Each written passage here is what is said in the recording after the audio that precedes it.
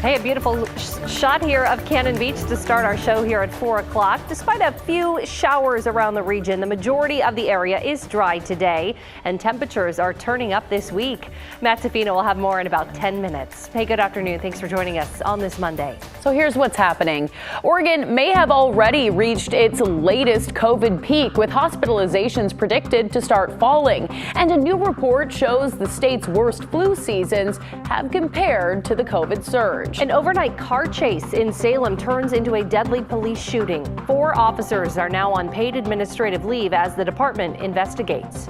And remembering the life of Donald Sahota, a memorial is planned for tomorrow for the off-duty Vancouver police officer who was shot and killed 2 weeks ago. First here, though, at 4 o'clock, a big announcement from the Oregon Health Authority. The state's indoor mask mandate is set to end. Officials say it'll be gone for schools and the general public by the end of March at the latest. Christine Pedowanik joins us live with more on this decision. Christine. Good afternoon. Yeah, the decision comes as Oregon's indoor mask mandate was set to end tomorrow. And while state health officials are talking about ending the mandate, they say you're still going to have to continue wearing those masks for several more weeks. On Monday, a big announcement for Oregonians and a possible turning point in the pandemic. So we're announcing the extension of masks as well as what the endpoint is for masks together so that people can make decisions. Dr. Dean Seidlinger, health officer and Oregon State epidemiologist, says with more than 1,000 Oregonians in the hospital with COVID, masks in indoor public settings as well as the K-12 school setting will be extended until March 31st, but no later. The mask requirement could be lifted sooner than that for public indoor spaces. Having these requirements in place for the next several weeks is important as we get case rates back down, return to a level where hospitals are better able to care for patients without the strain that they're experiencing now. By late March, the state expects 400 or fewer Oregonians will be in the hospital with COVID. While the masking requirement is expected to be lifted by March 31st for indoor public and K-12 school settings, they will still be required for those in healthcare settings. These are settings that serve all Oregonians, often some of the most vulnerable, most at risk for complications from COVID. When it comes to businesses and employers, they'll be able to establish their own masking rules for customers and employees. That goes for individual school districts as well. How likely is it that the state would then revert back to a masking requirement? What would conditions have to be? I think it would be unlikely that we'll see, reimposition of mask requirements broadly across Oregon. So Dr. Seidlinger says he doesn't see a masking requirement coming back because the vaccines and boosters that are so widely available, as well as the preventative medicines that are being developed and distributed. Although health officials do say for those people who are at higher health risk, they do recommend those folks continue to mask up. Back to you. All right, Christine, thank you so much for that update. Throughout the pandemic, we've heard this question a lot. How exactly have COVID hospitalizations in general compared to some of the worst flu seasons in recent history? Well, the Oregon Health Authority has a report that tracks the number of people hospitalized because of the flu each year, but that report only covers Multnomah, Washington, and Clackamas counties. So the worst flu season in recent memory actually happened 4 years ago during the winter of 2017-2018.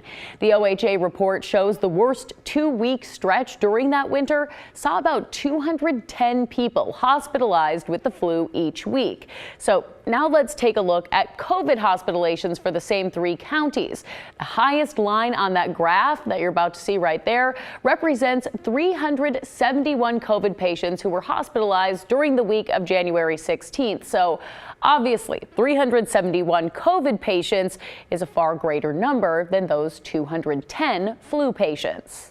Omicron is a little bit different because we can parse hospitalized with COVID versus hospitalized for COVID, because Omicron spreads so easily and is so common right now in the population.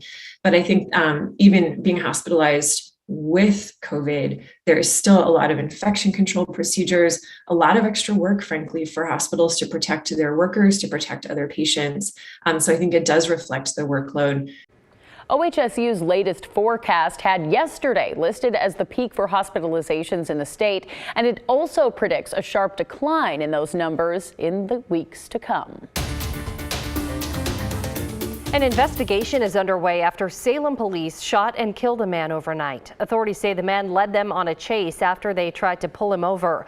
Our Bryant Clerkley is at Northgate Park, where the pursuit came to an end. Bryant. Hey, Ashley and Brittany, Oregon State Police identified the man as Richard Allen Myers, and he drove his car here to Northgate Park, and this area is very close to a neighborhood where people heard what was happening.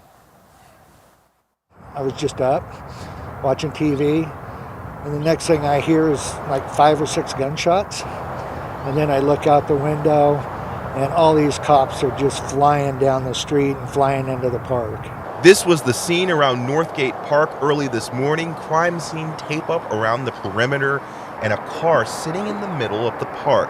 Police say they tried to pull Richard Allen Myers over in a traffic stop just after midnight. He kept going and ended up here. You can see the car coming in from that side and then spinning around, and all these cops just swarmed on him.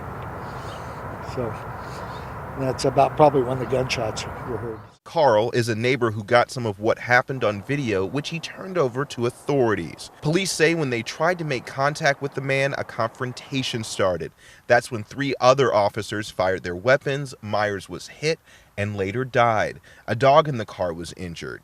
4 Salem police officers have been put on paid administrative leave following a preliminary investigation, which is department policy.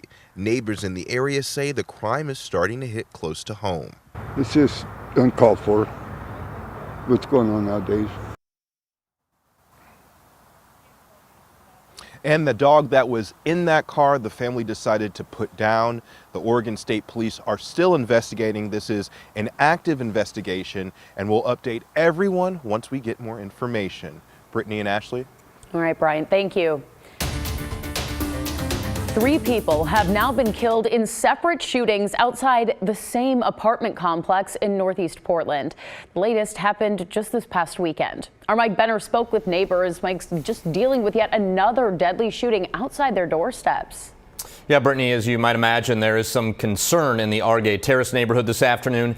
Of the 11 people shot and killed in Portland this year, 3 of them were gunned down in the same area and on 2 separate occasions. The latest shooting was early Saturday morning. Officers showed up to the Darren's Place apartments near Northeast Sandy and 131st Place and found a man suffering from gunshot wounds. The victim, later identified as 44-year-old Corey Eady, was rushed to the hospital where he died. Weeks earlier, on the first day of the new year to be exact, officers responded to reports of gunfire in this same area and found 3 victims. 2 of them died. They've been identified as 43-year-old Andre Foster and 21-year-old Kyan Foster, uncle and nephew. People who live in the area are troubled by this violence.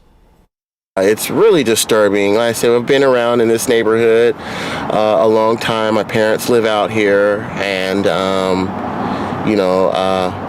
it's a shock. It's a shock to see how things are turning out and how things are happening around here. My best thing is just to tell people to be safe. I know we're all adults, but sometimes I guess we got to put ourselves on a curfew. All right, no arrests have been made in either of these shootings that killed the 3 men. Anyone with information is urged to contact the Portland Police Bureau. Ashley. Mike, thank you. We are following developing news out of eastern Washington this afternoon. Police say 1 person died in a shooting at a Fred Meyer in Richland. That's part of the Tri-Cities. Another person was also hurt. Police say the suspect in this shooting is on the run. They are looking for that person. Now, investigators do have a person of interest in the case. It's unclear, though, exactly what prompted this shooting, what led up to it. But as we learn more information, we'll bring you an update right here. Tomorrow is the memorial for Vancouver's first police officer lost in the line of duty.